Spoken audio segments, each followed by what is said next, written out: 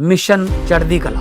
और मैं भारत के हर नागरिक को, उद्योगपति को, चैरिटेबल ट्रस्टों को, कलाकारों को, पूरी दुनिया में बसते पंजाबियों को, बहन भाइयों को दिल से अपील करता हूँ, आओ पंजाब को दोबारा अपने पांव पे खड़े करने का टाइम आ गया है। पुनर्वास में और रिस्ट्रक्चर में पंजाब का साथ दीजिए। मैं वचन देता हूँ, जो भी आप मेहनत की कमाई से 1 रुपया भी अगर निकालोगे तो 1.25 रुपया बना के हम पारदर्शिता और ईमानदारी से इस्तेमाल करेंगे। और जानकारी चाहिए तो rangla.punjab.gov.in ये वेबसाइट पे जा सकते हैं, सब कुछ डिटेल मिल जाएगा। आओ मिलकर हाथ से हाथ जोड़ के एक ऐसा पुण्य इसमें योगदान डालें और बता दें दुनिया को कि पंजाब किसी भी संकट के सामने हारता नहीं है। जय संविधान, जय भीम, महात्मा गांधी की जय, गोडसे मुर्दाबाद। जो बहुत पुराना मुहावरा है, आजकल लगता है सरकार के साथ वही सिद्ध हो रहा है। जो पहले कहा जाता था कि विनाश काले विपरीत बुद्धि, सारे आसपास पड़ोस के देशों में हो रही घटनाओं से न सीखते हुए सरकार वो सब करने पे उतारू हो गई है जो देश के हित में नहीं है, जो राष्ट्र हित में नहीं है। हम लोग पहले भी डिस्कस कर चुके हैं कैसे श्रीलंका के अंदर हुआ, बांग्लादेश के अंदर हुआ, नेपाल के अंदर हुआ, और हम लोग भगवान से कामना कर रहे थे वो हमारे देश के अंदर न हो। लेकिन दूसरे देशों में हो रही घटनाओं से लेसन लेने के बजाय सरकार वो कर रही है जो सरकार को नहीं करना चाहिए। हमारे देश के अंदर 2 प्रकार की विचारधाराएं हैं, एक गांधीवादी विचारधारा है, एक गोडसेवादी विचारधारा है। जो गांधीवादी विचारधारा है वो अहिंसा के सिद्धांतों पे चलती है, खून न बहने के सिद्धांतों पे चलती है, शांति और मोहब्बत के रास्ते पे चलने की बात करती है। जो गोडसेवादी विचारधारा है वो हिंसक है, वो खून और हत्या पे विश्वास करती है और हिंसा को आगे बढ़ाती है। और हमेशा से, अनादिकाल से असुर और दैत्यों के बीच में संघर्ष हुआ है, असत्य और सत्य के बीच में संघर्ष हुआ है, धर्म और अधर्म के बीच में संघर्ष हुआ है, और नफरत और मोहब्बत के बीच में संघर्ष हुआ है। पिछले 11 साल से यह संघर्ष और ज्यादा मुखर होता जा रहा है। हम लोग बार बार प्रयास करते हैं कि देश की जिस नींव पे हम लोग खड़े हुए हैं, गांधीवादी, महात्मा बुद्ध, गुरु नानक, जीसस क्राइस्ट और सनातन धर्म के मूल सिद्धांतों पे खड़े हुए हैं, हम उसी पे खड़े रहें। लेकिन कुछ लोग इस हर चीज को उस दिशा में मोड़ना चाहते हैं जिससे राष्ट्र का हित ना हो।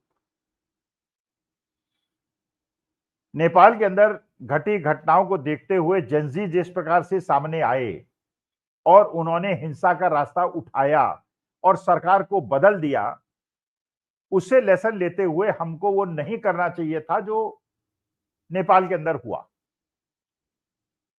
लेकिन सरकार के कान में जू नहीं रहेगी और वही करता रहा जो कि नेपाल के अंदर वहां के केपी शर्मा ओली कर रहे थे। और अचानक 2 दिन पहले आपने देखा लेह लद्दाख में किस प्रकार से जेनजी सड़क पे आ गए। आप जानते हैं लेह लद्दाख की जो संरचना है, एक बहुत बड़ी पॉपुलेशन वहां बौद्ध है और बड़ी पॉपुलेशन वहां मुसलमान है। सरकार से हमेशा सरकार ये कोशिश करती रही कि बौद्ध और मुसलमानों के बीच में भेद पैदा हो जाए और मुसलमानों को पूरे देश में जैसे काट छांट के अलग किया गया है, वहां लेह लद्दाख में भी कर दिया जाए और बौद्धों को अपने साथ जोड़ा जाए। और इसीलिए जम्मू एंड कश्मीर स्टेट को 3 यूनियन टेरिटरीज में बांटने का कुचक्र रचा गया। असेंबली नहीं थी, लोकतांत्रिक राय नहीं थी, प्रेसिडेंशियल रूल के अंदर ये सब कुछ किया गया। और इससे न केवल कश्मीर वैली के लोग परेशान हुए, लेह लद्दाख के लोग भी परेशान हुए और जम्मू के लोग भी परेशान हुए, क्योंकि लोगों ने यूनियन टेरिटरी से जो स्टेट बनते देखा था, स्टेट से यूनियन टेरिटरी बनते हुए नहीं देखा था। लेकिन आप जानते हैं लेह लद्दाख के अंदर एक बहुत बड़े बौद्धिक स्तर के व्यक्ति हैं सोनम वांगचुक। और सोनम वांगचुक वो व्यक्ति हैं जिन पे आमिर खान ने एक बड़ी फेमस फिल्म बनाई थी, 3 इडियट्स। और सोनम वांगचुक ने ले एरिया में एक यूनिवर्सिटी की स्थापना की है जो बच्चों को ऐसा ज्ञान देती है जो पुस्तकी ज्ञान नहीं होता, बल्कि उनको रोजगार दिलाने में मदद करता है। और सोनम वांगचुक खुद एक गांधीवादी नेता है। वो हिंसा में विश्वास नहीं करते, वो अहिंसा में विश्वास करते हैं। और ऐसे लोग समाज के लिए आदर्श होते हैं।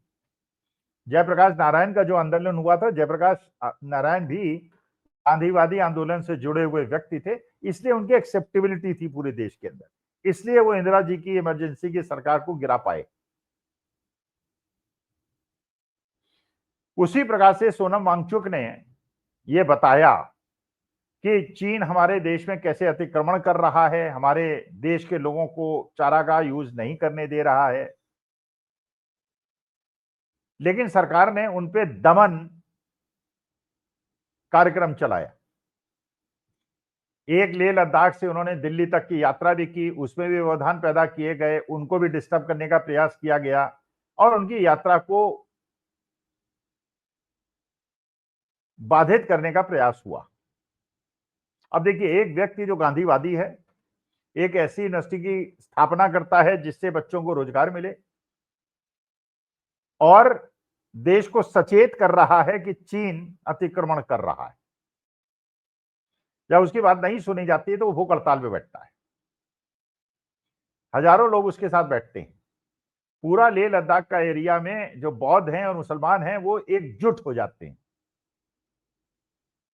और उनके साथ सोनम वांगचुक के साथ उनकी सहानुभूति हो जाती है और उसमें कोई रिलीजियस डिवाइड नहीं होता। लेकिन जब बच्चे देखते हैं कि सोनम वांगचुक के ऊपर सरकार कितने अत्याचार कर रही है, कि उनकी बात तो सुन ही नहीं रही, उनकी यूनिवर्सिटी की जो अलॉटेड लैंड थी उसको कैंसिल कर रही है, ईडी सीबीआई के रेड करा रही है, उन्हें परेशान कर रही है। बच्चे आखिर अपने आदर्श को इस प्रकार से प्रताड़ित होते हुए कैसे देखते, जो महात्मा गांधी के साथ भी हुआ था। महात्मा गांधी क्योंकि अहिंसावादी व्यक्ति थे, आदर्श स्थापित करते थे, इसलिए समाज की सहानुभूति उनके साथ थी, इसलिए उनकी आवाज सब लोग सुनते थे। वो कोई बहुत अच्छे ओरेटर नहीं थे, बहुत स्मार्ट व्यक्ति नहीं थे, लेकिन उनके त्याग तपस्या को देखते हुए समाज उनको आदर्श मानता था। और ऐसे ही लेह लद्दाख के एरिया में सोनम वांगचुक को लोग आदर्श मानते हैं। जब उन्होंने देखा कि सरकार को वास्तविकता में सोनम वांगचुक की बात सुननी चाहिए, उनकी बात को महत्व देना चाहिए, वो न करने के बजाय उन्होंने सोनम वांगचुक पे प्रेशर डालना शुरू किया, उन्हें दबाना शुरू किया, तो बच्चे भड़क गए और ये जेंजी सड़क पे आ गए। और सोनम वांगचुक को ये बात पसंद नहीं आई। सोनम वांगचुक ने बाद में कहा भी कि बच्चों की डिमांड सही है, वहां नौकरियां नहीं मिल रही हैं, रोजगार नहीं मिल रहा है, बच्चे पीड़ित हैं, बच्चे प्रताड़ित हैं, लेकिन इस प्रकार से सड़क में हिंसा करने का कोई औचित्य नहीं है। और सोनम वांगचुक ने महात्मा गांधी के बिल्कुल तरीके पे अपने आंदोलन को वापस ले लिया, भूख हड़ताल खत्म कर दी। लेकिन सरकार इसके बाद गलती पे गलती करती चली जा रही है। अब सरकार ने यह आरोप लगाया है कि सोनम वांगचुक के उकसावे पे ये बच्चे सड़क पे उतरे। माने जो वही है कि विनाश काले विपरीत बुद्धि वाली बात, जहां बच्चे उन्हें आदर्श मानते हुए उनके पीछे खड़े हुए हैं, उन्हीं को अगर आप टारगेट करेंगे तो बच्चे और ज्यादा भड़केंगे और ये राष्ट्रहित में नहीं होगा। लेकिन सरकार इस समय बिल्कुल मदांध है, अहंकार में है। उसे समझ में नहीं आ रहा है कि इस देश को गांधीवादी तरीके से ही चलाया जा सकता है। और जब बार बार वो गोडसे के सोशल मीडिया पे महिमा मंडित करते हैं तो ये भूल जाते हैं कि अगर लोग गांधी के रास्ते को छोड़कर गोडसे के रास्ते पे चलने लगेंगे तो ये देश नेपाल और श्रीलंका बन सकता है। इसलिए अपनी नई पीढ़ी को, उद्वेलित नई पीढ़ी को हमें गांधीवादी तरीके से चलने का ही प्रेरणा देनी पड़ेगी। उत्तराखंड में भी वही हुआ। वहां जो एग्जामिनेशन कंडक्ट हुआ सबऑर्डिनेट सर्विस कमीशन के लिए, उसके पेपर लीक हो गए, बच्चे सड़क पे आ गए। और मैंने एक बेटी को कहते हुए सुना कि मेरी माँ ने कहा है जाओ अपने अधिकार लो और जो तुम उचित समझती हो करो, हम तुम्हारे साथ। हजारों बच्चे सड़क पे आ गए, शांतिपूर्ण आए, लेकिन बच्चे अब अपने अधिकारों के लिए जाग गए हैं। अब वो हिंदू मुसलमान में बंटने वाले नहीं हैं, ये सरकार को समझ लेना चाहिए। और सरकार को ये भी समझ लेना चाहिए कि उनकी मांगों को सहानुभूति पूर्वक विचार करके अगर उन पे काम करेंगे तब तो देश में गांधीवादी तरीके से ही चलेगा। गोडसे को बनाने का प्रयास और गोडसे को आदर्श मानने वाले लोग की बात अगर जनता मानने लगेगी तो यह मुश्किल सरकार के लिए पैदा करेगी, और सरकार के लिए ज्यादा मुश्किल हो जाएगी, देश के लिए भी ज्यादा मुश्किल हो जाएगी, क्योंकि हम सरकार के तो समर्थक नहीं है लेकिन हम राष्ट्रभक्त हैं और देश के समर्थक हैं। इसलिए सरकार से ये निवेदन करते हैं, उत्तराखंड की आहट को पहचान लीजिए, लेह लद्दाख की आहट को पहचान लीजिए।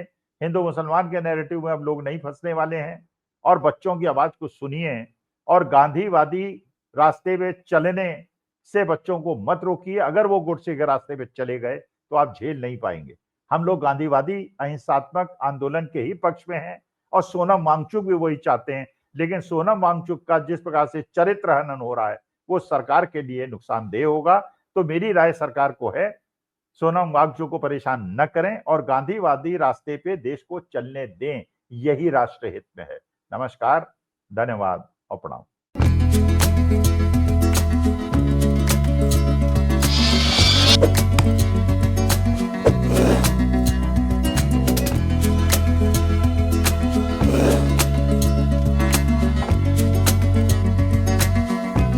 Thank you.